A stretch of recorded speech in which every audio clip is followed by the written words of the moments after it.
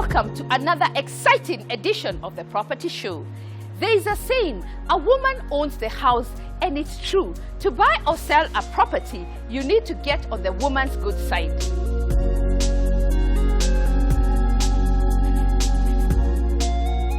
Yes, we are the homemakers, known for our picky, specific taste and love for design and everything trending. Yet in all this, just a few women invest their home building skills in the real estate business. Today, we are recognizing women making great strides in shaping the built industry.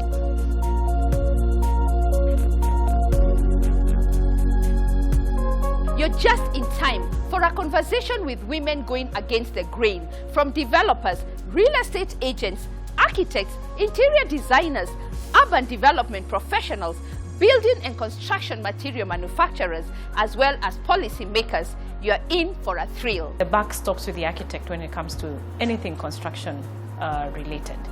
So we are the key to unlocking anything to do with construction. And I wish to commend Property Show as an organization, because this is another real estate market leader that is led by a woman. This conversation is live on our social media platforms. Let's get started. As always, there is something for everyone.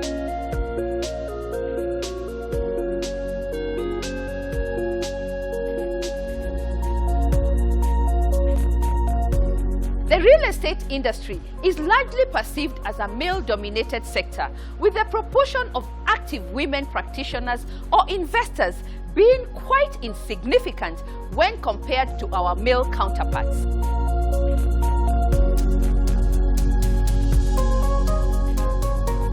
Today, we capture bold women who are not about to take this news seated.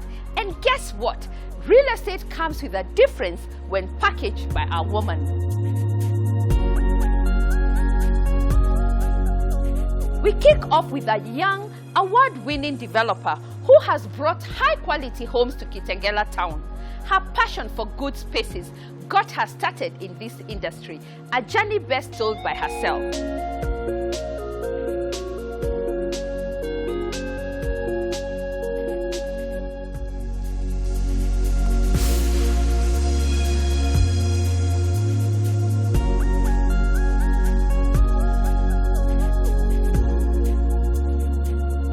Why did I get to real estate development? One, because of passion. I'm very passionate about beautiful spaces. So the reason why I got into property development is because I loved good spaces, and I'm very passionate about the built environment, putting up houses for other people and giving families beautiful spaces to live in. So that was the motivation behind it. I got into real estate in 2015 with our first project, the Royal Finesse. Like any other business, it's not been a walk in the park. It's been it's been a journey. It's been hard. Setting up a business and getting it into an industry was not easy. We were faced, of course, with very many challenges. We had to look for buyers. We had to create a name for ourselves.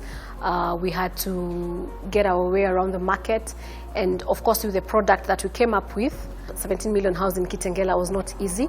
Convincing people why they would buy a property of about 17 million in Kitengela was a very huge challenge, but we thank God for He came through for us, and we stood by what we believed in, and that was giving a great product, even in the area that we were in. The product that I wanted to take to the market was a product for someone who would afford between 17 million and less than 30 million.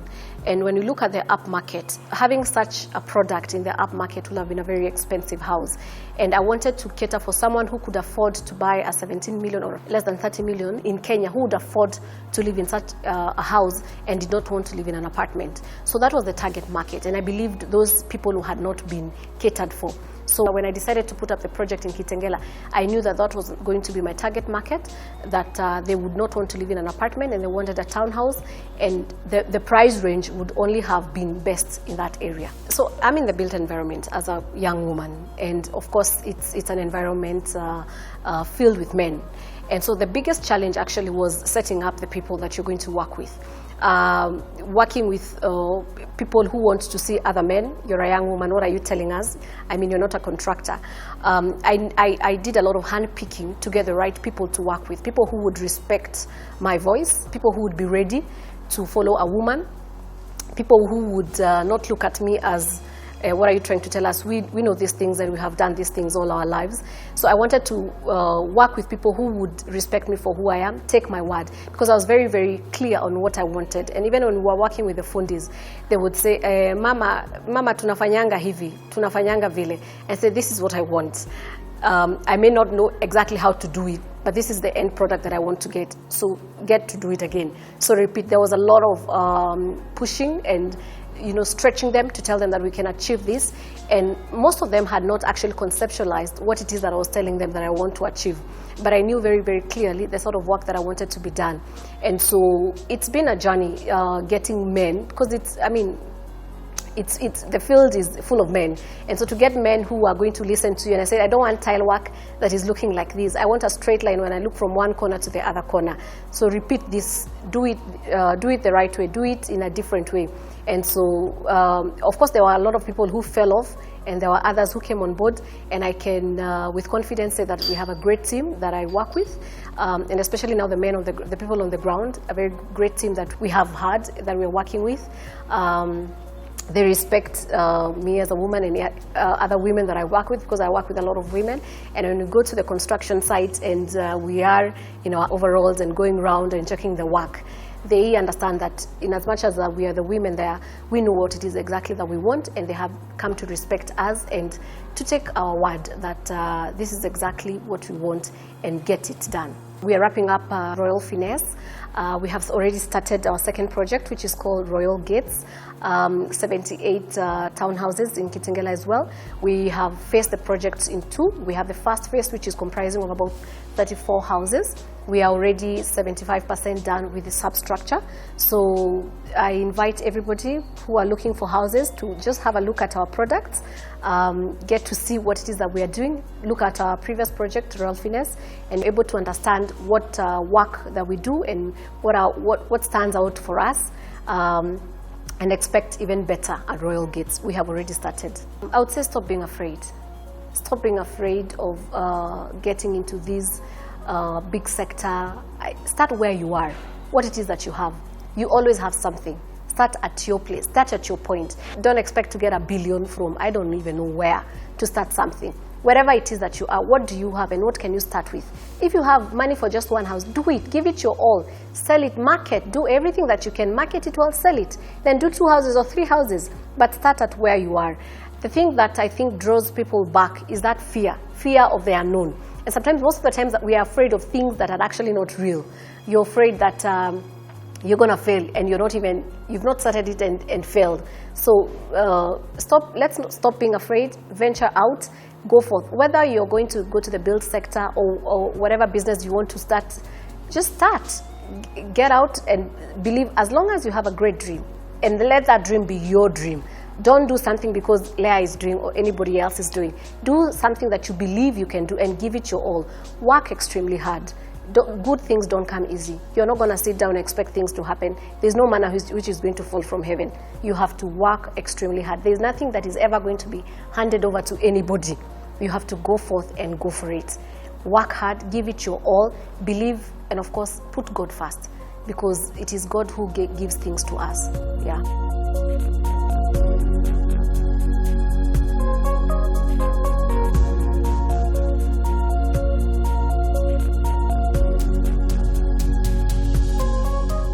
Our next guest is a master of it all, a registered real estate agent leading a property agency team, as well as project management at Laser Property Services.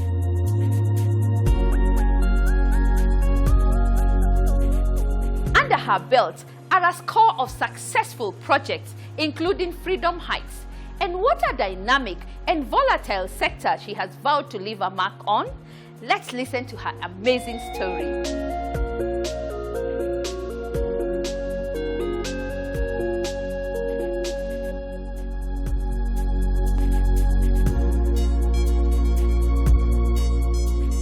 I got into real estate in 2010. In 2009, I left permanent employment to take care of my family, and I had a young son at that point. So we diversified a little bit, and my husband and I started a travel and tours company.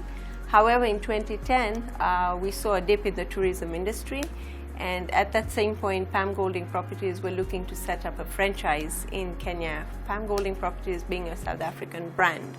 And it allowed me the flexible hours that I needed to be able to take care of my young family, the existing business, and focus on my home as well.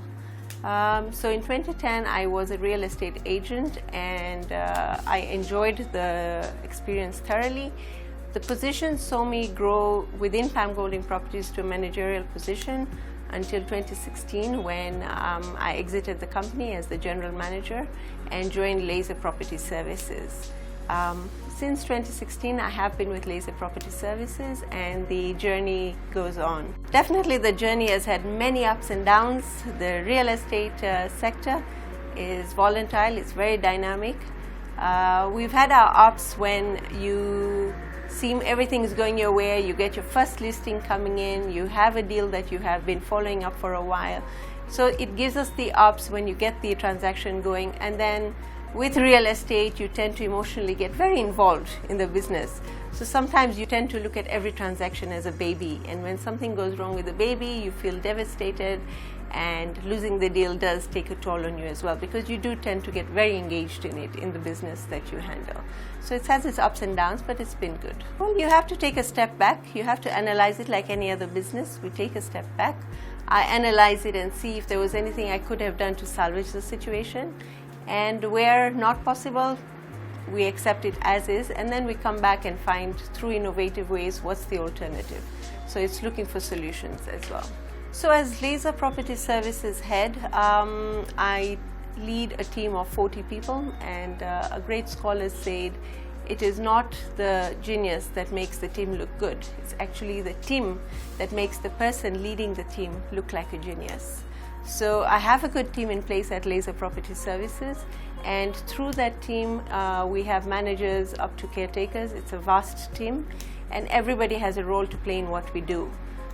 As far as the scope of our services is concerned, we offer a 360-degree spectrum in the real estate industry. It starts from as simple as getting a book value for the property that you own as an asset class. And then when you decide what you want to do with that property, we come in and advise you on the feasibility of that property, be it financial. It comes from a market outlook perspective as well. And what happens is we study the market and identify what would work in this market, so that it's not purely financial, it's also market related as well. We offer a feasibility study and a financial appraisal on that property. And then we come in and we actually do the project management, be it a JV, be it a pure development. We assist with the project management of the actual project. Once the project is done, there's the essence of real estate agency, which is the selling or the letting of the property. We offer that as well. And lastly, with any finished product and property, we do the facilities management. In facilities management, there's the rent collection component, there's common area facilities, there's mall management, there's utility management, parking management. Is extremely vast what we offer. So in my previous employment, we did agency, but at Laser Property Services, I've had the opportunity to oversee one of the Laptrust DB scheme properties, which is Freedom Heights, located on Langata Road. It is 252 modern housing units and 120,000 square feet of commercial mall. Through that, we have been able to also engage in the utility management of the same, because the project has a service plot which serves the entire project with piped gas. It does borehole water, it has a standby generator for the entire project, and it also avails a recycling plant so that the water that's used is actually recycled and pumped back into the houses as grey water for other uses. In the same scope, we also have the project management of a turnkey project that the Laptrust DB scheme is doing in Karen, which is the Ololua project, which is 35-bedroom townhouses spread on 20 acres, which will be selling in the market starting from 89 million. The project is ongoing, and the real estate market and sector is extremely dynamic and volatile, so there's constantly change. There are so many components that have an impact on this sector. One of them was the recent interest capping by the banks. That has an effect on the general economy. We've seen it had an effect on the property real estate market as well. We've also seen the government in 2017 having the Big Four agenda, where affordable housing was one of the components. So we have also seen that coming up and affecting the way business is done in the real estate market. We've seen a few components of tax coming in as well, where there will be some exemptions being made so that affordable housing actually becomes a reality in the industry. So there are changes constantly happening, and as it affects any other sector, definitely real estate is very capital intense. So anything that affects the general economy has a ripple effect on the real estate economy.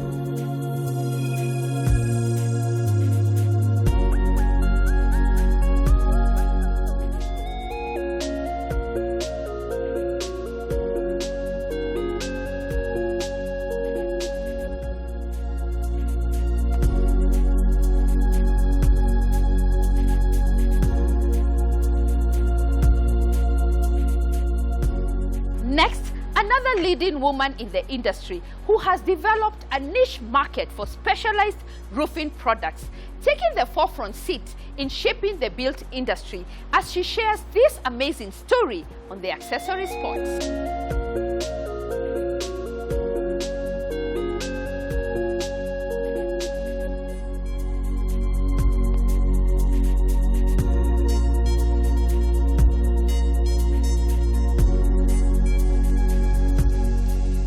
Space and Style is a Kenyan company. We started in 2002. We've been in the market over the last 17, 18 years. We are building material providers. We started off in basic distribution. We specialized at that time mainly on roofing, and our initial product was an exclusive distributorship of Decra roofing tiles, which we grew in the market. In around 2008, 2009, we started diversifying into other products which would complement roofing. We started with gutters, mainly because we would use these gutters or recommend them for rainwater harvesting purpose for our roofs. In 2012, we started our first manufacturing line, which is under our FrameTech. We started manufacturing light gauge steel trusses, again to complement our roofing product. So we have been growing in the market. We have been developing and expanding in the market alongside the growth that we've seen in the market. Today we have offices in Mombasa, Kisumu. We've just opened Eldoret early 2019. We have sales offices also in Kitengela, and we just opened a factory in Juja, which also covers the central region for sales. So we've seen quite tremendous growth, but kept true to our vision, which is to be a market leader in the provision of specialized building materials. So as our business grows, there's always need to diversify. You diversify both in revenue source and also in your customer base. Our need to diversify started because our customers started making requests for other products that we could offer to complement the roofing tiles that we had. So that's why you will find a lot of our roofing products are aligned to the roofing product. We also offer solutions for flat roofs under our APP membrane brands. So anything that is a requirement when it comes to roofing, we can offer. Our customers are giving us feedback that they are having a lot of challenges with materials related to plumbing and drainage. So in 2017, we introduced a line of plumbing and drainage products under a brand that we are calling FlowPlumb. This is an umbrella brand for all our plumbing and drainage solutions.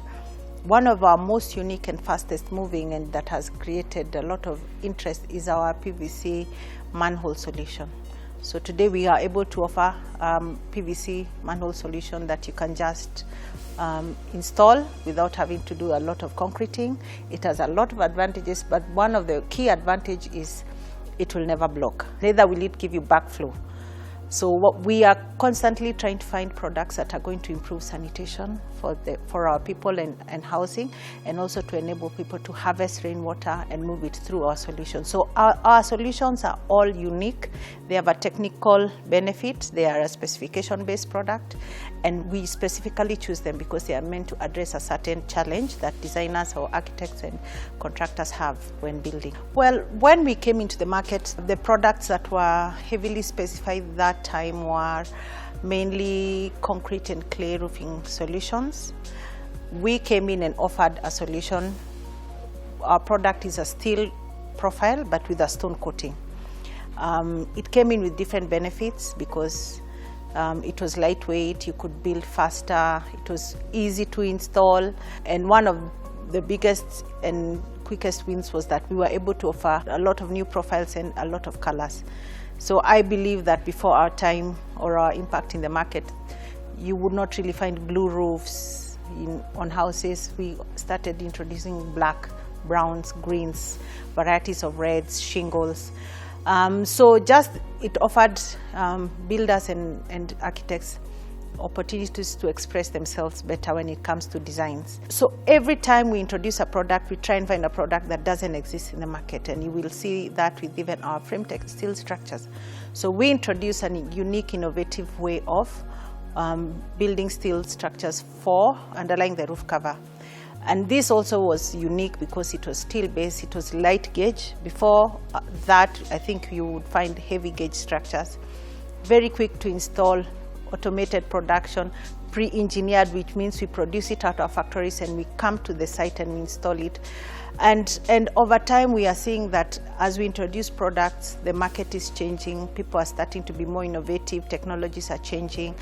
We have a product under FrameTech brand, which is an eco home, which we are able to build buildings using steel structures and fiber cement board solutions. And we're able to build this rapidly. And what we call dry construction, aside from the foundation, you find you don't need water in the construction, and also to enhance speed. So we find that any innovative product we introduce and we explain to the, especially consultants and the developers and the engineers, how it's used and its values in terms of its performance, then it is quickly accepted. Well, as our company has grown, we have seen the need to start participating more in the manufacturing space. We have just launched our biggest line in manufacturing in a factory which we have in Juja. We are now able to produce the full roofing cover similar to Decra Roofing. As a matter of fact, we have an endorsement from AHI Roofing, which is the manufacturers of Decra Roofing. And we work with them to ensure that we're able to produce the same quality as we have been importing. And we chose this transformation for our business because as the market expanded, again, there was a growing middle-income housing that was rapidly expanding, and with the middle-income housing, you find people require a different kind of proposition for their roofing or for their building products, and a lot of it has to do with price benefits while maintaining quality. So we've just launched our local roofing tile in the market, locally manufactured in Kenya by Space and Style. And we are happy that as we were doing this, the government started focusing more on manufacturing. As a company, we've aligned vision to expanding our manufacturing footprint, and we are also now continuously exploring and researching on what products to do next. I would like to say that it's fantastic to be given this opportunity, and I know it's not just me. I know Property Show is profiling a number of women who they consider influential in real estate. And I wish to commend Property Show as an organization because this is another real estate market leader that is led by a woman that has also developed and created its niche and continues to offer women like us opportunities to talk more and encourage other women out there to join either business, real estate, or even manufacturing. So I wish to commend Property Show, and I really want to thank them for this opportunity for recognizing women in real estate.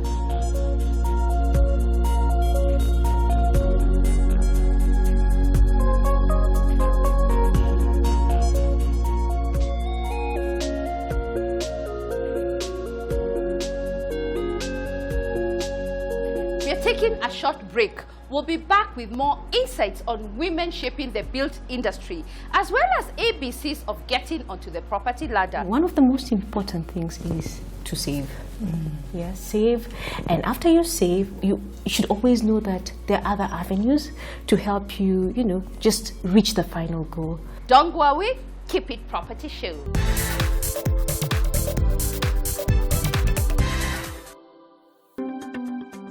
Quality housing is a need that every Kenyan has. Banda Homes takes pride in providing affordable, functional, and modern housing in line with the government's Big Four agenda. Banda Homes develops not just houses, but homes, and provides our clients with the safety, security, and lifestyle that comes with home ownership in a gated community. All of our projects are developed with our clients' needs in mind, therefore ensuring that every individual is catered for. Our housing estates from inception to delivery take between 12 and 15 months. Oak Park Estate, which was our flagship project, is in the final stages of construction and will be handed over to the respective homeowners in March 2019. All of our housing projects such as Pinewood, Rosewood, to name just but a few, are in varying stages of development. Karibu homeowner. Karibu Banda Homes. Banda builds, Banda delivers. And clearly, off-plan ni true.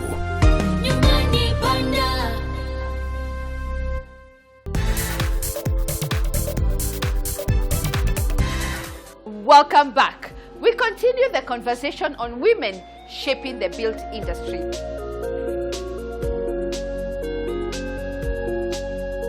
Our expert today wears many hats. To most people, Sylvia is a senator in the 12th Parliament, but in the built environment, she's an architect, entrepreneur, and policy maker, influencing and making a mark in the sector. I can tell you, her journey is a complete story. Let's hear more.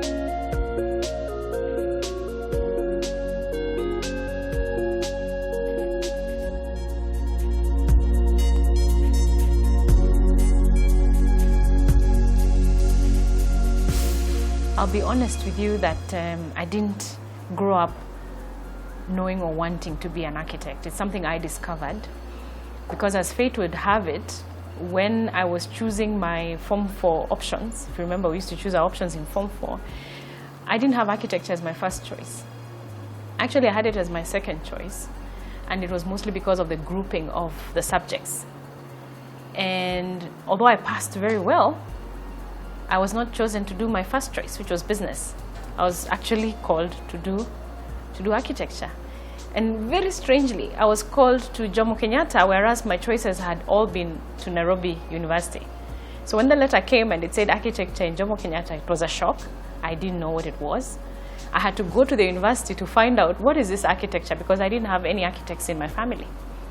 And when I took that trip to Jomo Kenyatta and I met, I'll never forget, he's now Professor Otoki, was the first person who I met at the department.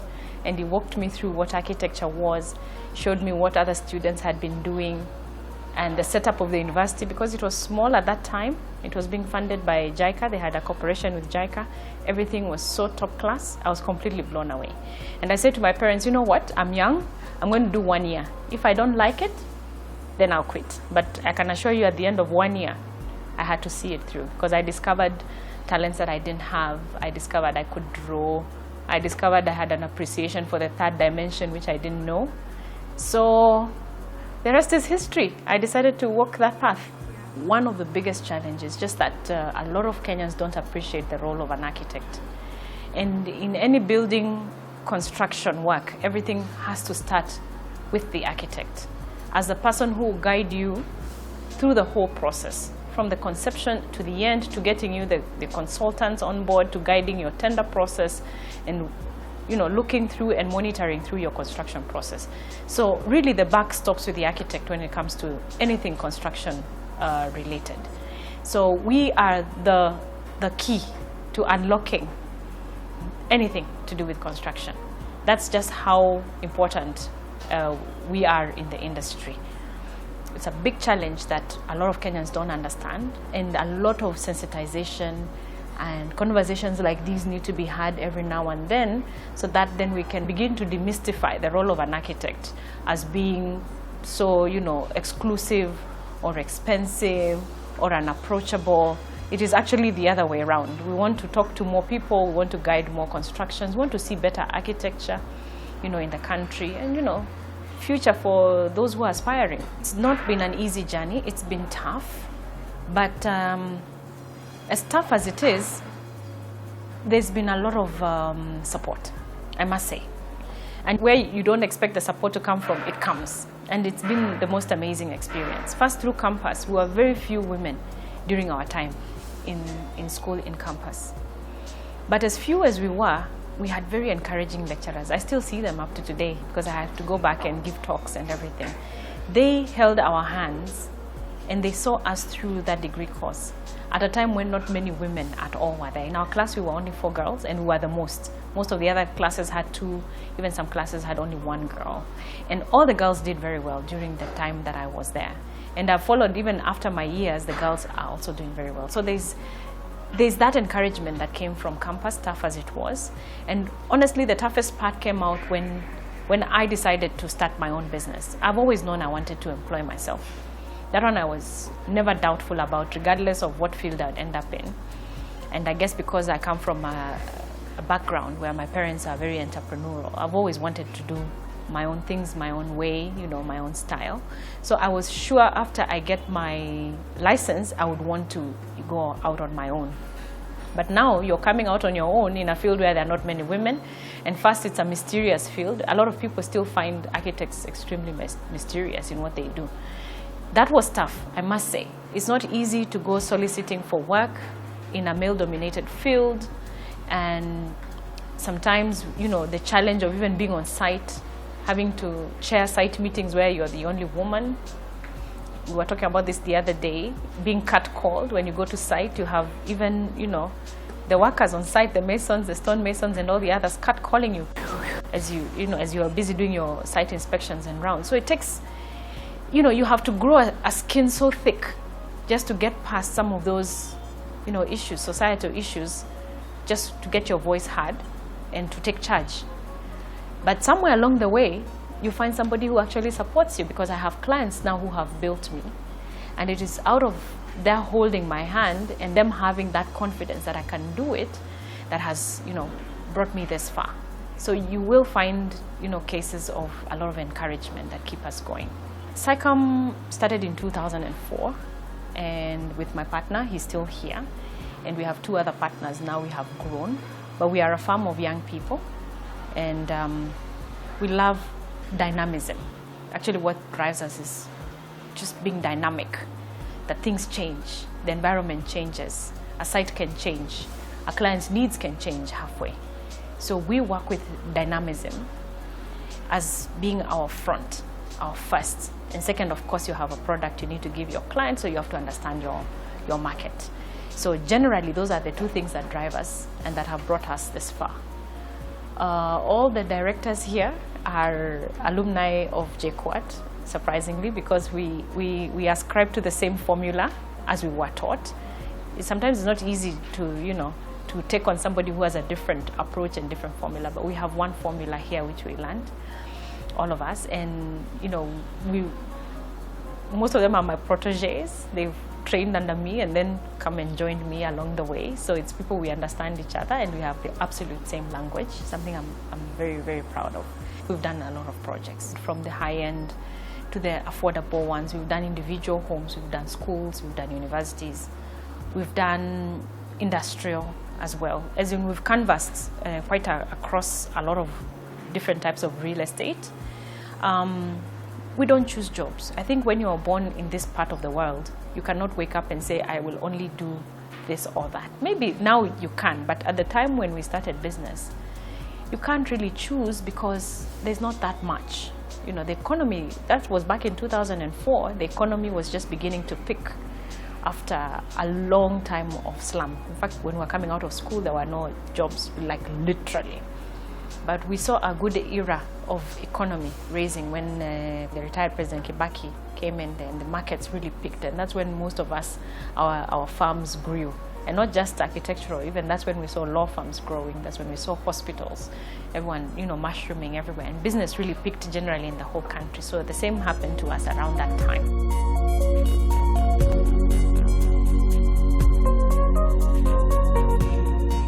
Our expert segment wraps up our feature today on women shaping the built industry. Robin, an urban development professional, entrepreneur, and corporate executive who has rallied over 100 women in formation of women in real estate in Kenya.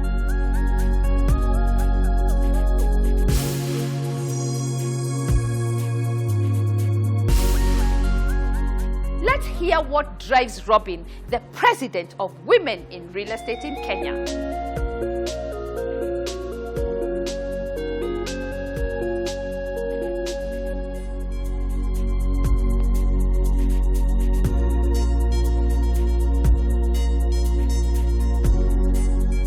I'm a trained professional urban planner, and I also am entrepreneurial as an urban planner. So my practice has not looked conventional in terms of working for urban planning firms or urban planning companies, or even having worked for the government as an urban planner. I've used those skills as an urban planner to advise and create with communities, to advise and create with developers and builders, if you will, for them to get creative about how a design and how a community could go. I also am a community organizer, which I have done a lot of community organizing, both in for issues and around politics. I am a mother. I have 7 children. I'm very proud to have 3 grandchildren. I do work with training and coaching people on effectiveness and performance. So I do that and coach people around that as well. I didn't set out to be in real estate. I didn't set out to work in the built environment space. That was nowhere on my radar. How I ended in this sector is from my community organizing, from my community mobilizing, from my issue articulation, and from my political campaign work. And what that is really about having people choose their priorities in life, and having people start to make decisions based on the things that are important to them and the things that matter to them. And so in doing that work, a professor at a university in the city where I was living recognized that this work and those skills are basically the same or a large component of what an urban planner does. So an urban planner will help to identify what are some of the community issues, if it is infrastructure, if it is where new developments are going to take place, if it's understanding the needs of the community, and how are we going to allocate the usage of land space, how we're going to distribute and utilize resources, if it's tax money, if it's information and knowledge, or new infrastructure. That is the same kind of skills inside of community mobilizing.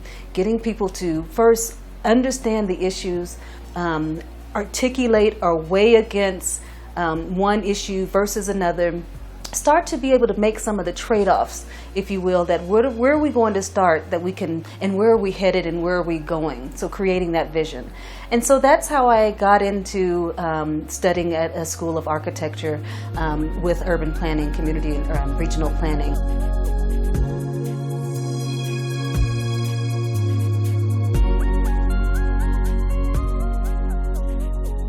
Wire, we have noticed that if we can show business opportunities for women professionals, if we can make those opportunities readily available and accessible to them, that they are not exclusive to where you hang out, They're not exclusive to only where you golf, that we can make these opportunities available to you, and these women professionals who are highly capable will take advantage of them, and they will get in there and show what they're capable of.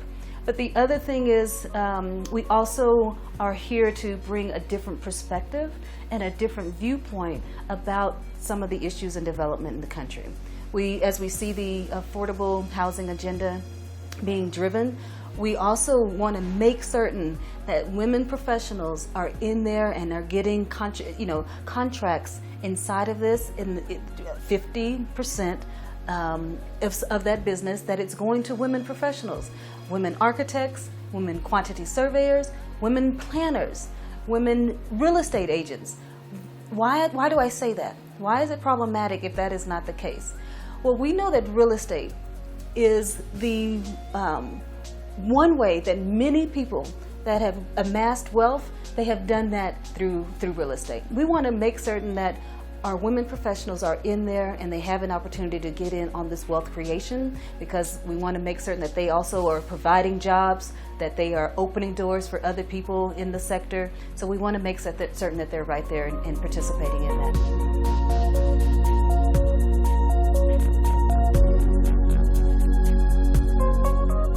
It's a fact. Women are leaving a mark in the built industry, taking the center stage in shaping the sector. Watch this space. What are our takeaways today? First, hard work and persistence are the secret code. Secondly, find your passion and run with it.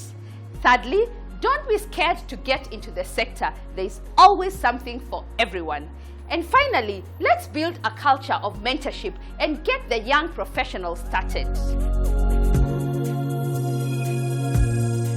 Next, updates on what's brewing in the sector, the property news.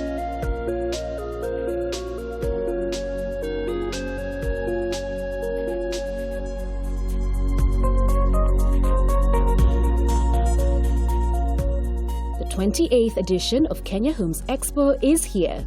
If you're an organization looking to increase brand awareness to targeted clientele, generate prospects, and make instant sales, book a stand today at the KICC from 11th to 14th of April. Expect to interact with over 200 real estate developers and agents, industry suppliers, interior design companies, stakeholders in energy sector, as well as financiers at the Lifestyle-Inspired Expo.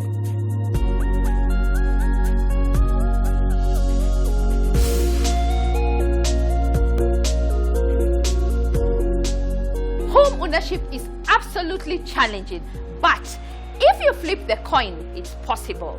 Next, tips from successful homeowners, lessons learned along the way, as well as the highlights of their journey.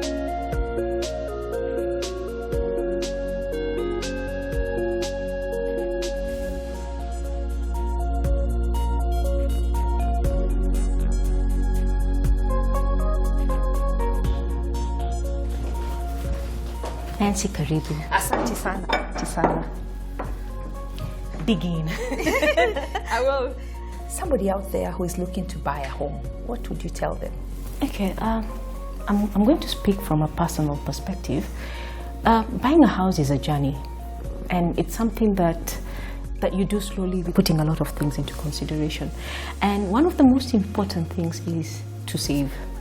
Yeah, save, and after you save, you should always know that there are other avenues to help you, just reach the final goal. And the beauty about it is there's something for everyone, and every price range.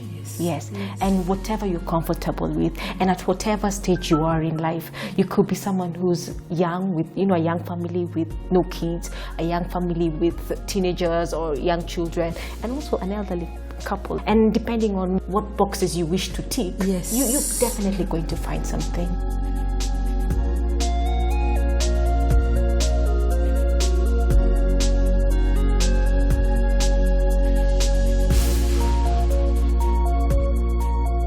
What would you tell an aspiring homeowner who is looking at you and saying, gosh, Fiona, you just got married, now you have a home, really everything is set for you? What would you tell them? I tell them, I'm sure so many people have these thoughts at the back of their mind somewhere. The minute you start thinking about it, do something about it. Because if my husband and I were still speculating, we wouldn't have come as far as we have. There are people who've done this before, who have made mistakes. Don't make the same mistakes. Get information from them. The other tiring, tedious process is normally the whole back and forth between the lawyers. The whole process can be tedious. Find people who can help you. Work with professionals as well. Exactly. So we did a lot of that. Professionals there's a legal fee, so there's something you'll pay, but there's also a place of you have friends who you can ask who are probably in the profession. Then do what you can comfortably. Do what you can. Start where you can afford. Start where you can afford. I have had, and I believe, the first home is always the hardest. Then from there, you can start building or thinking about your dream home. Yeah, so the first one doesn't have to be your dream home, but the minute you have your first house, then from there it becomes almost a walk down the hill.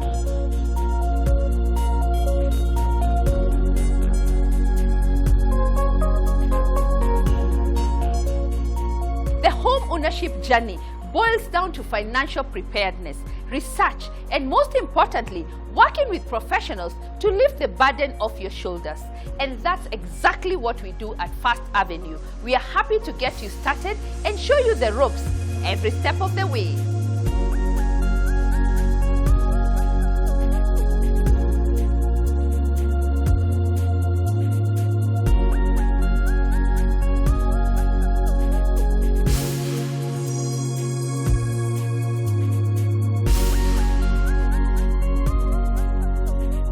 Let me take this opportunity to thank all the women in the built environment who are shaping the industry. Well done. Next week, this conversation continues. Our social media handles are open. Just drop us a line and let's talk.